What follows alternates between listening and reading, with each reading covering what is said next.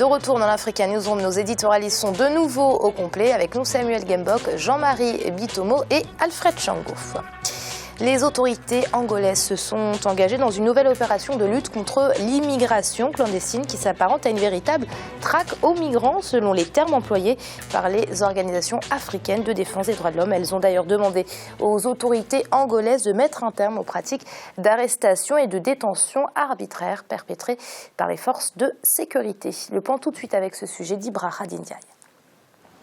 Le sort des immigrés en Angola inquiète. Pourtant, nous ne sommes pas à Lampedusa, en Italie ou à Melilla, en Espagne. Nous sommes ici, en Angola, en terre africaine. De nombreux Africains surfent sur la croissance économique pour profiter de l'Eldorado angolais. Cependant, l'accueil de ces frères africains est loin d'être basé sur les valeurs de solidarité qui caractérisent tant le berceau de l'humanité. Les politiques migratoires mises en place par les autorités entretiennent un climat de crainte pour les nouveaux arrivants. Ce qu'il faut relever de ce phénomène abominable qui prend de plus en plus d'ampleur en Angola, c'est que la situation des immigrés n'est pas toujours parfaitement bien encadrée. Il y a une législation qui existe en Angola qui permet une immigration contrôlée, une immigration légale.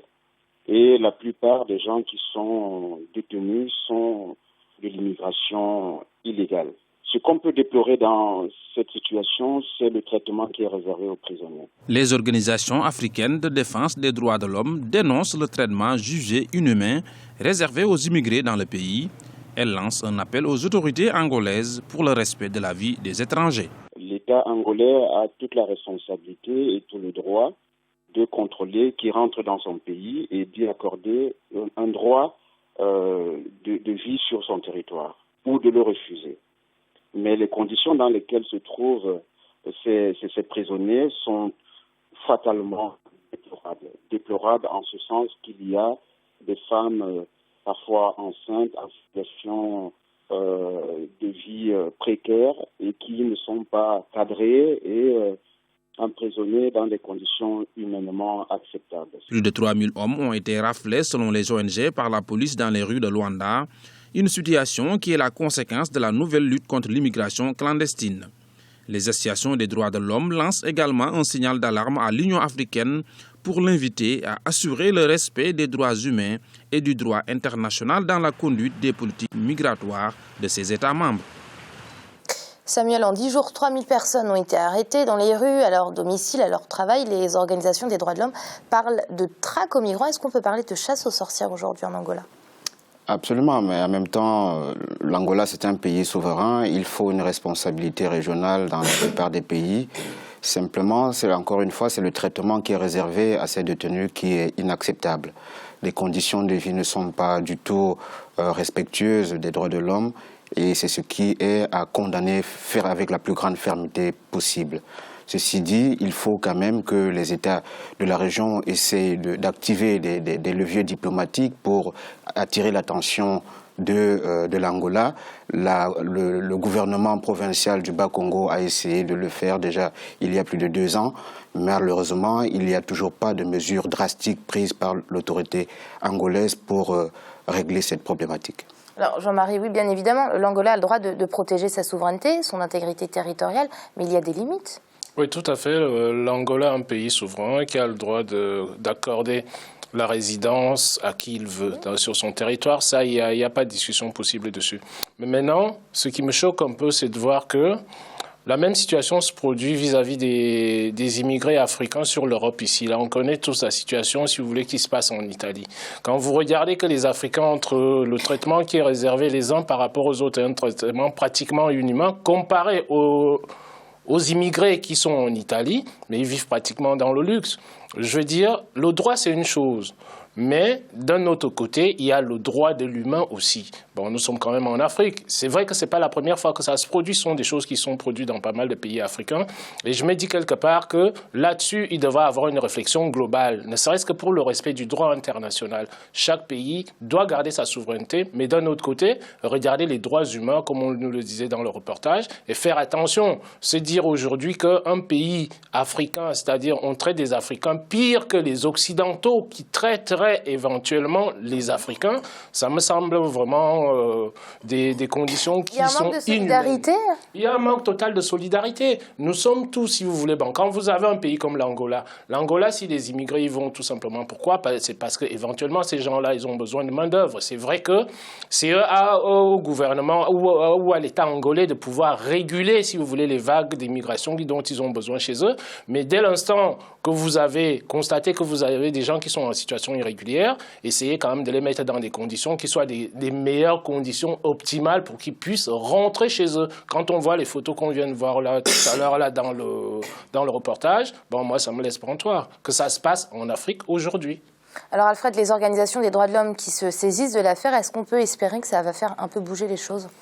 Avant de répondre à votre question, Amira, je voudrais quand même rappeler au moins un ou deux choses par rapport justement à cette attitude de l'Angola. Il ne faut pas que l'Angola oublie que pendant les années de la lutte pour l'indépendance, l'ex-Zaïre, la République démocratique du Congo, avait accueilli près de 2 millions de réfugiés angolais qui n'ont jamais subi des vexations, des exactions comme ça. Que toute l'Afrique avait soutenu, la Guinée en particulier, le combat justement pour la libération de l'Angola. Et que donc aujourd'hui, ce traitement inhumain et dégradant qui est réservé aux immigrés guinéens, mais ouest-africains, en particulier congolais, parce que beaucoup de Congolaises ont été violées par la police angolaise, que ça ne peut pas se produire en Afrique aujourd'hui. La dernière chose, c'est que j'ai toujours pensé que le panafricanisme était une idée vaine, parce que là, on est en l'occurrence dans le cadre de la négation justement du panafricanisme et qui supposerait effectivement que les Africains sont partout chez eux. Alors Samuel, c'est à qui d'intervenir aujourd'hui ? La responsabilité, elle est régionale, mais elle est aussi internationale. Il faut que la communauté internationale se saisisse de cette affaire. Il y a des lettres qui ont été adressées au gouvernement congolais, notamment de la part de l'ambassade des États-Unis sur place, également de l'Union européenne, mais aussi... Angolais, voilà, pardon, excusez-moi. Donc, les États-Unis se sont saisis de l'affaire. Il y a des ultimatums qui ont été adressés à l'Angola pour revoir sa politique d'immigration, pour qu'elle soit beaucoup plus humaine. Simplement, ce qu'on constate, c'est qu'il y a des défis auxquels l'Angola fait face, notamment les conséquences liées à la guerre civile à laquelle elle a fait face et qui a eu des conséquences sur la restructuration des institutions.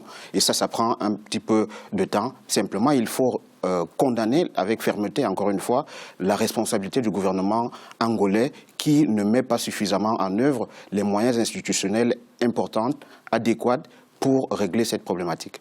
Jean-Marie, que pensez-vous du rôle de l'Union africaine dans ce dossier ? Justement, c'est la question que je suis en train de me poser parce qu'au fil des articles qu'on lit, il n'y a pratiquement pas, je dirais pas, bon, j'ai pas vu de réaction de l'Union africaine, qu'on attende, si vous voulez, que les gens agissent de l'extérieur.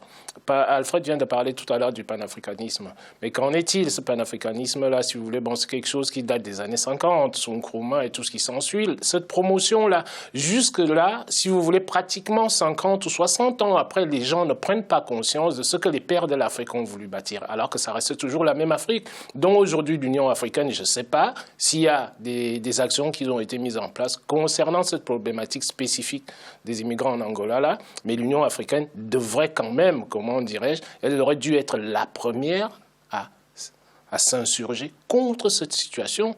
Donc, dans ces conditions-là, ça voudrait dire quoi? Ça voudrait dire qu'on va toujours attendre que ce soit l'extérieur qui vienne nous dire « Ah tiens, les Africains, réglez vos problèmes », alors qu'on est parfaitement capable de pouvoir le faire. Quand l'Union africaine vient à rebours après les autres, j'ai apprécié, si vous voulez, l'intervention de l'Union africaine concernant, par exemple, la situation au Burkina Faso. Ça a été très, très rapide. Mais là, c'était quelque chose de régional qui s'est fait régionalement et ça s'est réglé assez rapidement.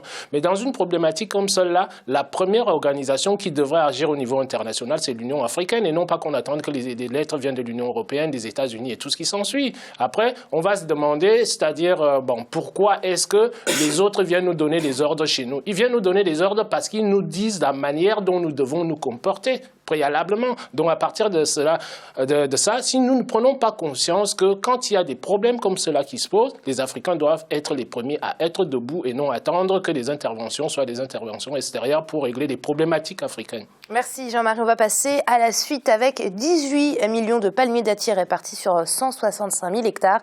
L'Algérie ne compte pas se limiter au marché national.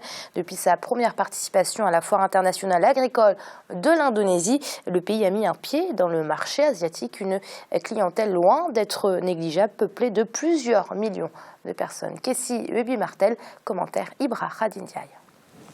Avec une production de 840 000 tonnes de dattes en 2013, l'Algérie se place au 7e rang mondial des producteurs phénicicoles. Les recettes de cette culture sont telles qu'elles constituent 40% du montant total des exportations agricoles du pays. Et depuis le mois de novembre 2014, l'Algérie souhaite exporter cette marchandise vers le marché asiatique. Un accord de coopération a été signé avec l'Indonésie lors de la foire agricole de Jakarta. Ce projet va nous permettre d'accéder à d'autres marchés en Asie. Nos opérateurs ont déniché des opportunités d'exportation des différentes variétés de dattes, outre celle de Deglénour, et dont certains ont commencé à exporter vers l'Indonésie essentiellement. L'accord comprend par exemple des avantages fonciers pour les producteurs de dattes algériens en Asie. 3 hectares de terrain pourraient être alloués à la construction d'une usine de transformation en Indonésie. Autre plus pour l'Algérie, le produit prend de la valeur avec l'éloignement. Une donne importante pour un pays qui cultive pour 360 variétés de dattes.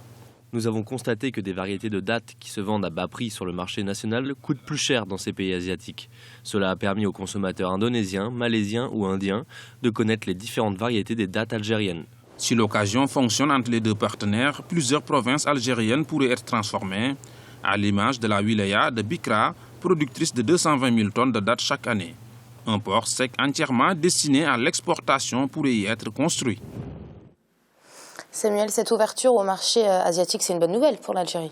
Absolument, ce n'est pas la première. L'Algérie a une tradition diplomatique et une politique étrangère extrêmement dynamique depuis plusieurs années maintenant. Cela est parfaitement connu.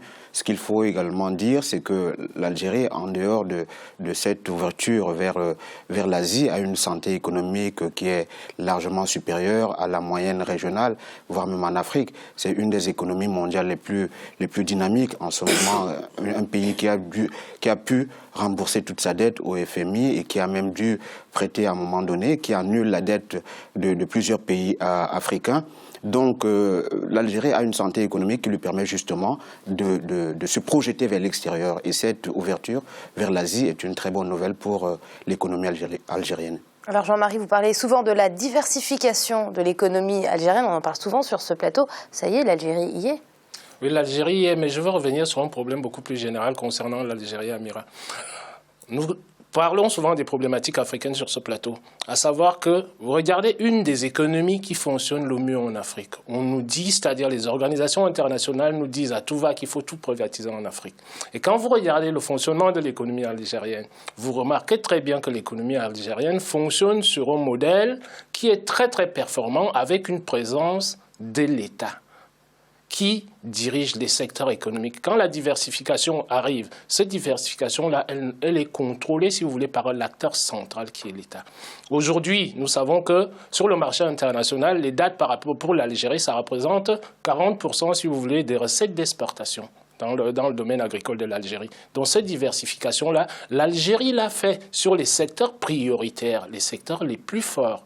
Par contre, je regretterais une chose là-dessus, c'est que, pourquoi aller appeler les Indonésiens pour venir, comment dirais-je, aider l'Algérie? L'Algérie a suffisamment, comment dirais-je, de techniciens pour pouvoir, comment dirais-je, se lancer là-dessus et pouvoir fournir de l'emploi aux Algériens. Pourquoi? Je fais pas du racisme, c'est pas du racisme. Je veux tout simplement dire que l'Algérie a des capacités, c'est quelque chose que nous déplorons souvent sur ce plateau, c'est que les pays ont des capacités de pouvoir mener à bien les projets, mais de temps en temps, ça c'est un problème africain, on fait toujours appel à l'extérieur. La dynamique d'ensemble, c'est une bonne dynamique dans la mesure où ça permet à l'Algérie de pouvoir diversifier son économie. Et là, elle part sur un de ses points forts, qui est l'agriculture, et surtout dans une culture qui est procure des recettes d'exportation qui sont relativement importantes. J'ai vu la dynamique, elle est beaucoup plus profonde, puisque l'Algérie s'est proposée de réorganiser au mois de mars un salon, si vous voulez, consacré à la date dans le monde entier. Et en plus, le marché chinois, c'est un marché énorme qui compte sur des milliards de consommateurs. Donc je pense que l'Algérie, très très vite, pourra retrouver la meilleure santé économique par rapport, si vous voulez, à d'autres secteurs en sortant des hydrocarbures, comme Samuel l'a dit tout à l'heure. Alfred, l'Algérie, modèle économique pour le continent? On n'en est pas encore là, hein, Amira. Pourquoi? Parce qu'effectivement, la plupart des pays africains sont sortis du modèle étatique, hein, de l'État-providence qui dirige l'économie. Moi, je pense effectivement qu'il faut effectivement le contrôle de l'État, la régulation par l'État de l'économie, mais qu'il faut un secteur privé aussi important qui est à même de mieux affronter justement le marché international. Donc il faut encore du chemin pour désétatiser l'économie de l'Algérie. Certes, on peut avoir le contrôle sur les hydrocarbures, mais même là encore, effectivement, je pense que ce n'est pas le rôle véritablement de l'État. D'ailleurs, quand on regarde réellement l'impact à la fois des recettes liées aux hydrocarbures et à l'économie de la date, par exemple, son impact sur la transformation de l'Algérie, l'amélioration, par exemple, de conditions d'études à l'université, etc., l'impact, il n'est pas énorme. Donc, il faut plutôt voir comment, de ces recettes-là, transformer véritablement le quotidien des Algériens. Merci à vous, messieurs, d'avoir été avec nous. Ce soir, c'est donc la fin de cette émission. Mais l'Africa Newsroom consacrée au football sur le continent n'est pas fini. Demain, le dossier sera consacré au business de la CAN. À très vite.